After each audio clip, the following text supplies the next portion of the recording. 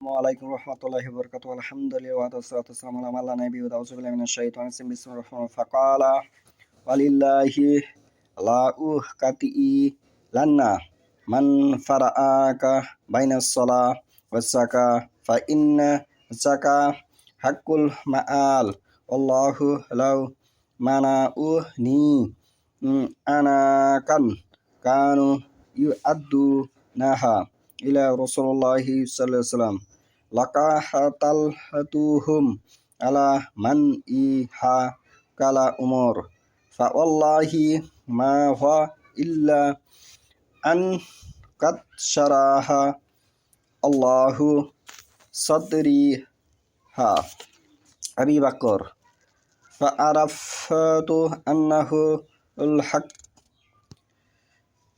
আজকের বক্তব্যের বিষয় হলো কাদের বিরুদ্ধে যুদ্ধ করা যাবে। আমি যে হাদিসটি তেলাওয়াত করেছি সূরা বুখারীর 2য় খণ্ড, হাদিস নম্বর হচ্ছে 1400 আবু বকর রাদিয়াল্লাহু আনহু বলেন, আল্লাহর শপথ, তাদের বিরুদ্ধে নিশ্চয়ই আমি যুদ্ধ করব যারা সালাত ও যাকাতের মধ্যে পার্থক্য করবে।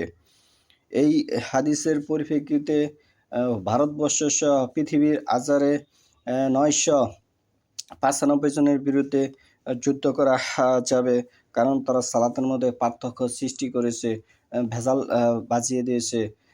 কারণ তারা সালাত আদায় করে কিন্তু জাকাত দিতে অস্বীকৃতি জানিয়েছে, তারা মানুষের সেবা করতে অস্বীকৃতি জানিয়েছে, ইসলাম ধর্মের মধ্যে তারা ভেজাল বাজিয়ে দিয়েছে। বিভিন্ন দলে দলে তারা বিভক্ত হয়েছে।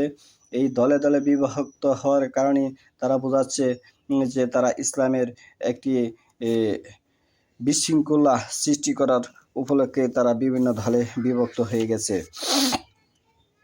কেননা জাকাত হলো সম্পদের উপর অর্পিত হক। আল্লাহর কসম, যদি তারা একটি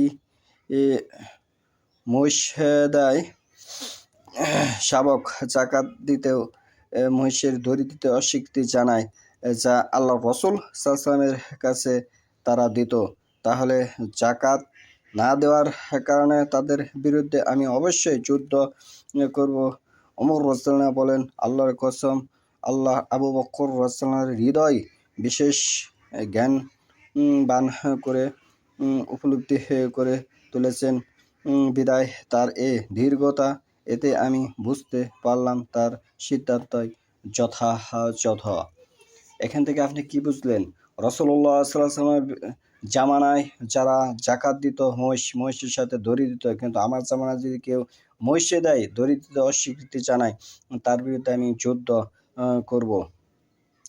তাহলে এই হাদিস থেকে স্পষ্ট বোঝা যায়, ইসলামের কোনো জিনিস যদি কেউ অস্বীকৃতি জানায়, অবলম্বন করে, অস্বীকার করে, তাহলে তার বিরুদ্ধে স্পষ্টভাবে যুদ্ধ করা যাবে। কিন্তু বর্তমান প্রেক্ষাপটে এই ইসলামী যুদ্ধ বা এই বিষয় এগুলি যদি আপনি করতে যান, ভারতবর্ষে ইসলামী খেলাফত থাকতে হবে। বর্তমান প্রেক্ষাপটে ইসলামী খেলাফত নাই, ইসলামী অধিনায়ক থাকতে হবে, আমির থাকতে হবে। এখন তো ঘরে ঘরে সকলেই আমির বলে দাবি করতেছে, যেগুলো ইসলামের ক্ষতি বয়ে আনবে, বরং কল্যাণ বয়ে আনবে না। এই সমস্ত দল এবং ফিতনা থেকে আপনারা দূরে থাকুন, কারণ দুইজন মুসলিম যদি তরবারি নিয়ে মারামারিতে লিপ্ত হয়, তাহলে দুজনেই জাহান্নামে যাবে। সহিহ বুখারী 1ম খণ্ড 31 নম্বর হাদিস।